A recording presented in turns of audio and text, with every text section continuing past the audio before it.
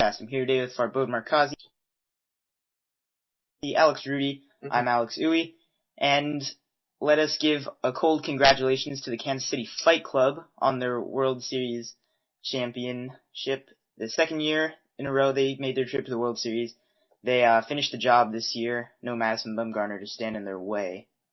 I guess that's a necessary thing to stop the Royals. So, initial thoughts. Exactly. No one has thought. There's a certain phrase that we've been going back and forth about that consists of a profanity followed by the Royals, but we probably shouldn't say that now. I honestly just think that the better team won, and the Royals just outplayed the Mets wholeheartedly. Yeah. I don't have much to say about that. I mean, it wasn't really a close series. The Mets blew countless opportunities to take the series, honestly, or at least get them back in it. And I mean, their bullpen played terrible. Their offense was very bad, except for their offense had no flow. You know, it burst out every once in a while to get them in the game, but it was never consistently really putting pressure on the Royals. And I don't know, it really wasn't as competitive as I think the Mets kind of gave the illusion that it was. You know, like the Mets built a lot of leads, but it always really felt like the Royals were in control, and the Mets were really on the, edge of always, sinking back under, sinking back behind, if you know what I mean. Like, it always seemed like they were, desperately fighting a comeback from happening. Okay, us three, we all hate the Royals, but I'm sorry, the Kansas City Fight Club? The Kansas City Fight Club, my bad. But I have to just, I'm every game that I watched of the World Series, I was in awe of how the Royals would not give up, and how 1 through 9, they're all contact hitters. They won't strike out. So they're a great team. I hate them. They deserve this they deserve this, but I still hate them. Fair enough. Rudy, the Mets had a lead in every single game, 6th inning or later. And that just says a lot. Except that no.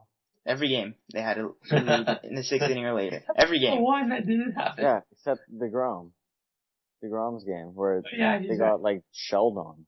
Yeah. The one where DeGrom, which game was that? DeGrom pitched well until the 5th, and then he gave up 3 runs there. And then... okay, 5th inning or later then. Sorry. I was an inning off. Is that okay? I'm sorry. But the Mets, from the podcast now, for that mistake. Okay, good night everybody. No. But about what you said though, it seemed like the Mets, even when they had the lead, it's like, okay, how much longer are they gonna be able to keep this up, because we just know the Royals are gonna come back. Is kind of that thought was there, like, okay, the Mets are doing okay, but when are the Royals going to actually do their thing? And they did it pretty much every game. And it was a very short series. It's probably the most disappointed I've felt in the last few years. That's exactly what I was about to say. Just because it wasn't an interesting series. It was a letdown. It was a 5-game series. I mean, if you're a Royals fan, I would be super pumped. But it wasn't competitive. It was a one-sided fight. It was like the Giants-Tigers series, where the Giants swept the Tigers. I think it was like the 2007 Red Sox against the Colorado Rockies. Okay, it was quite that bad. I mean, that series could have been over after game 1. But, I think it's interesting for these teams' futures where the Royals, I think at this point, you just have to trust that no matter what free agents they'll lose, they kind of have really a core for the future that should last pretty long right now. I mean, none of their, except for Zobrist, I don't really think they're losing any key players in free agents. And the pitching staff is losing Cueto, obviously, but I mean, they were already in first place without him. So, I mean, they look like they're already pretty set for the future, and for competing for a long time. But I think the Mets are actually, they might have already peaked, because even though they have the pitching staff to compete with anyone, their offense, I don't think, is really in good shape. I mean, it blazed the lead the second half of the season, but it was also the worst the first half of the season, and I don't see Cespedes or Murphy coming back. And they don't have any really young bats coming through the system, except for Conforto, so. Mm-hmm. Yeah, and I mean, we'll talk about these teams more when we do get to these teams in our Teams of the Week segment, which will be coming back weekly, and we'll have a couple teams later on in the show. But for now, I just wanted to mention about the Mets. I think the most important thing, or one of the most important things that we can learn from the series, is that it's not all about starting pitching like people think it is. You know, people are saying, oh, the best teams are built around starting pitching. Mets had about as good a starting pitching as any team could possibly have. It did not win the World Series, and I think that's going to be an important factor. I think you're going to see more importance placed upon building a bullpen before the season starts and not just picking up some guy in August that can help you get to the postseason. I think bullpens I think the are going to Royals be a lot more important. I think, sorry, the go ahead. Royals are basically that. They have that bullpen for the long playoff run too. So what you're saying. Mm-hmm. And I think another part of that goes along with not having holes in your lineup. Because there are teams out there that certainly go after the big players, knowing that they're not going to be able to fill some of the smaller holes in their lineup just because they're targeting these big players at these big positions. But I think the Royals have showed that there is absolutely no way that you can beat a team that has a complete lineup, such as their own lineup. 1 through 9 is, god damn it. Oh my god, stop. Okay. Sorry. Anyway, yeah, basically, teams have to work harder to not leave holes in their lineup because that's how you lose games. The Mets had plenty of holes in their lineup. And the Royals had absolutely none. I mean, Alex Rios isn't the best hitter, but he was their ninth hitter. And when he was a 3-hitter for most of his career. Yeah, when he was a 3-hitter in every other team he was on, basically, and now he's a 9-hitter for the Royals. That shows you how they have no holes at all. Yes. Okay. Anything else to add to the World Series matchup? I guess not. Okay. You guys are very talkative today. We don't like. Yeah. I mean, the thing is, these teams. Rudy mentioned that the Mets probably peak. You know, the Royals probably are not done with their World Series dynasty, so it should be interesting for years to come. So that is all we have to say on that, though. Let us move on to our teams of the week. We are going to start off with the St. Louis Cardinals, the best record in Major League Baseball, 100-win season. They're magical. They had probably the worst injury luck you could imagine, and won 100 games, won the division. Did not make it to the championship series, but they had a very successful season, I would say. Do you feel the same way? Successful in the Cardinals' eyes. I don't think it's successful for the Cardinals. Just interrupting me completely. I mean, you guys kind of both started at the same time. Yeah. I'm not gonna pick sides here, but go ahead, Mr. Rude. I thought you were Mr. Rude. No, Mr. Rudy. Sorry. It's my alter ego. Alright. I had no idea where that was going. Okay, go ahead. You're asking me if it's successful. Obviously, if you win that many games, it should look successful. But for the Cardinals, a team who's been here before and expects to win every year, is it successful if they win 100 games but then don't make it that far in the playoffs? I mean, no, is it? Tell me. Yeah, I mean, wow. You're just asking more questions. That's just perspective. Who knows? You're kind of mean to me right now. I mean, it's kind of our job to answer the questions that most people would have, but yeah, it's fine. Alright.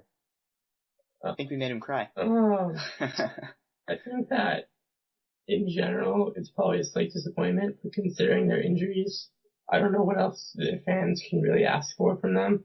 I mean, they lost in 5 games, right? Or 4? 4 games. 4 games? I mean, they didn't have Wainwright. Molina, I guess he was relieving. Molina had a busted thumb. Um, I mean, I feel like there's way more injuries than that. Yeah, there are. So their pitching was annihilated. They didn't have Carlos Martinez, is the big one you're thinking of, in the postseason. Again, Wainwright from very early on in the year. Matt Adams never really came back from his injury. Yeah, and the thing about these guys that were injured most of the year, and you're like, oh, what do you mean? They were back in time for the postseason.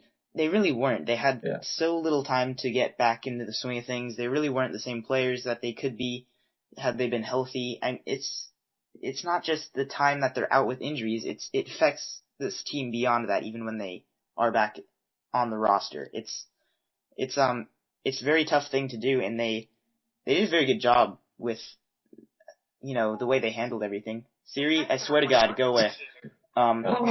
Today, just had that, I think, three things that I think, really, really impressed me about this team. One was, John Mackey's season, which was phenomenal. How do they do this? It was an incredible, what? Sorry? How do they keep getting random guys? Not John random Mackey's guys, but like, guy. how do they get these guys, like, okay, Lackey went from the Red Sox to the Cardinals and then suddenly became he had one of the better seasons in baseball. That's just the Cardinals for you. They do that. They sacrifice children to demons, so I mean, it's kind of obvious. I thought they sacrificed babies. Oh yeah, that too. Okay. The other thing I wanted to mention was, shoot, now I just lost my train of thought. Oh, sorry. Jamie Garcia put together a real season after, teasing the majors for the past 5 years with his million shoulder injuries. And he was phenomenal. He was lights out in the regular season. So it'll be interesting to see if he'll be able to maintain that consistency for a whole season next year. And then the amount of outfield depth that they have is just incredible. I mean, Randall Grichuk, Steven Piscotty, and Taylor Pham. Tommy Pham. All out of good try. Out of nowhere, basically. And then you didn't even those guys help. Those guys help so much in the regular season, and then there's Matt Holliday you add to that, and then their depth overall is really, really good. I think they really don't even need to re-sign Hayward, though I think they probably should, considering he's arguably the best outfielder defensively in the league, and he had a great season this year, but now I think that trade for him was actually a really bad trade, because, I mean, Shelby Miller was phenomenal. He didn't win a game after May, and they probably didn't really even need Hayward. So I know hindsight's 2020, but it's 320s. I said 2020. I heard it 3 times. Okay. I think the last thing I just want to say is that the Johnny Peralta signing has been surprisingly really, really good, considering when they made that deal. Sorry, Peralta was coming off a steroid suspension. I never would have thought that he would have performed to the level that he has for them, but I mean, he's been one of the best shortstops in the league. Yeah, I mean, the Cardinals know what they're doing. It's not as simple as, oh, they signed this guy and he's magically good. No, I'm sure their scouting department did some research. They looked at these guys and said, you know what, this is going to be a guy that will work for this team and he will succeed here. And that's exactly what happened. Their player development is probably one of the best in baseball. Just how they can bring up these guys from the minor leagues, develop them in the minor leagues, and then bring them up, and then say, okay, yeah, you guys are definitely ready to help this team play.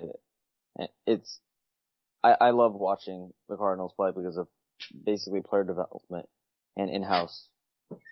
Yeah, I basically just wanted to say that, we make all these jokes that the Cardinals are just magical and they sacrifice babies to win games, but really, they're just really professional in the way they go about building a team, and it's worked for a long, long time. So, I expect them to be where they got to this year, or possibly farther next year. So, in the toughest division in baseball, I think we can all agree. So, it's going to be really tough for them to win first place year in and year out, but I think if any team has a chance to do so, it's probably the Cardinals. Anyway, anything else to add about the Cardinals? Nope. No. Okay, let's move on to our favorite team, the Philadelphia Phillies, who are done being the depressing Phillies because Ruben Amaro Jr. is gone, and they have an off season to do something productive. To celebrate. Yay! We should celebrate. Anyway, so the Phillies really started their.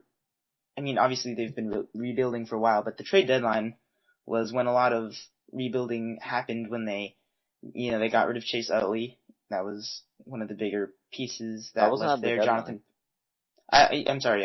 Middle of the season. Yeah.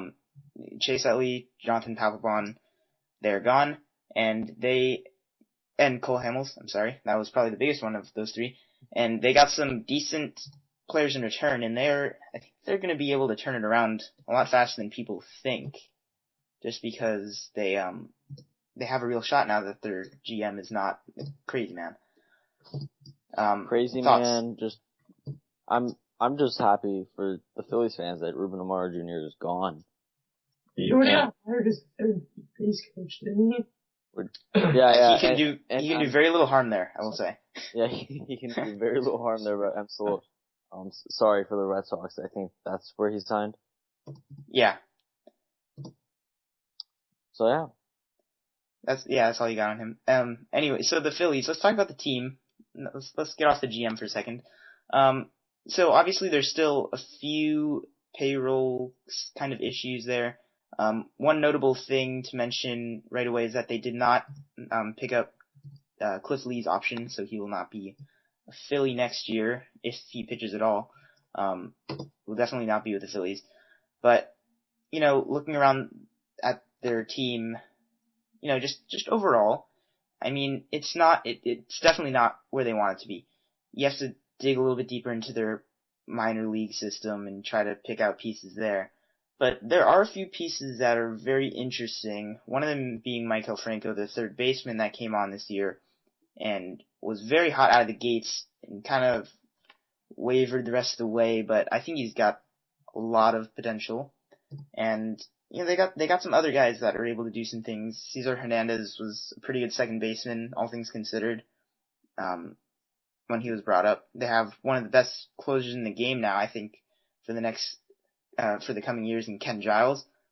There's all these pieces. There's pieces that look promising. Aaron Nola is a very young pitcher. He had an okay season for a rookie year, but I think he's going to improve.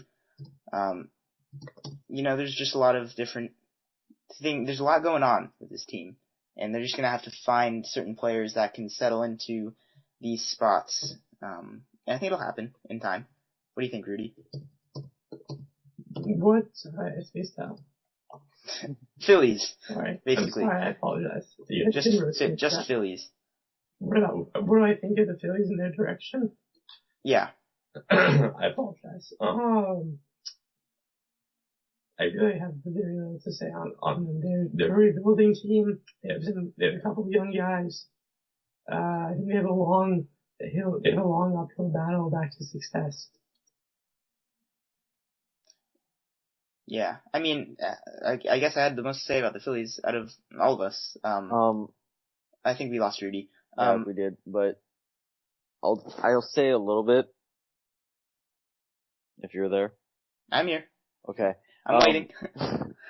Okay, so when I see the Phillies, I see definite, like you said, there's some pieces they have, and there's some problems they have, like the Ryan Howard thing and the Carlos Ruiz thing in there. But then I like Ken Giles, I like Aaron Nola, I like Franco.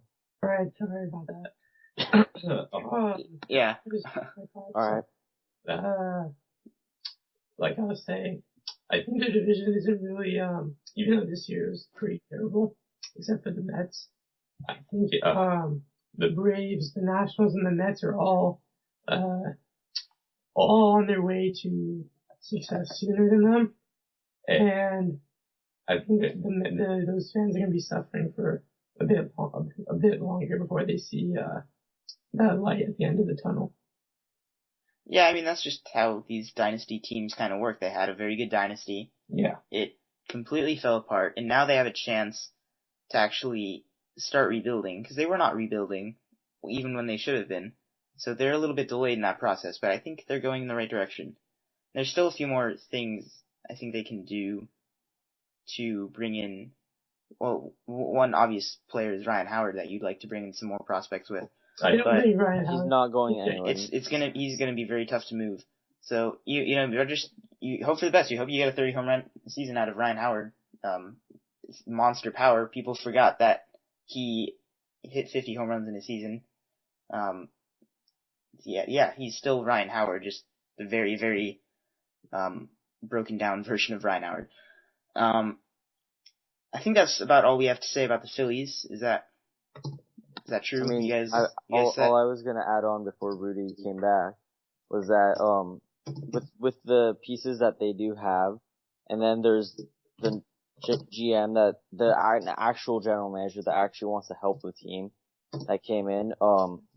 He's gonna build the team around pitching, like the Mets were built, and I think with Nola, and then if you get pitching prospects there, and then eventually build your offense around any if Franco gets even better, build it around that. They have somewhat of a core to build. Like basically they have a core to build around, but they have a long way to go before, like Rudy said, they see that light at the end of the tunnel. I agree. That is a good point. That is all we have for today, though. We are back to Teams of the Week, as I mentioned before. Every week we will have 2 teams to talk about. And, that's about all we have for today. As always, feedback is very much appreciated. You can tweet us at WPB_podcast on Twitter if you'd like, or you can email us at warandpeacebaseball@gmail.com. It's very much appreciated. Questions, concerns, just any kind of feedback you have. Very much appreciated. You can also check out our website, which is warandpeacebaseball.my-free.website. The link will be below, so don't worry about that. Still, there are my top 100 rankings for fantasy baseball in 2016 that I've made. If you are in a fantasy baseball mood for some reason, you can go ahead and check that out. That is always there as well. Thank you all for watching, or listening, or whatever you're doing. As always, Farbode. Peace.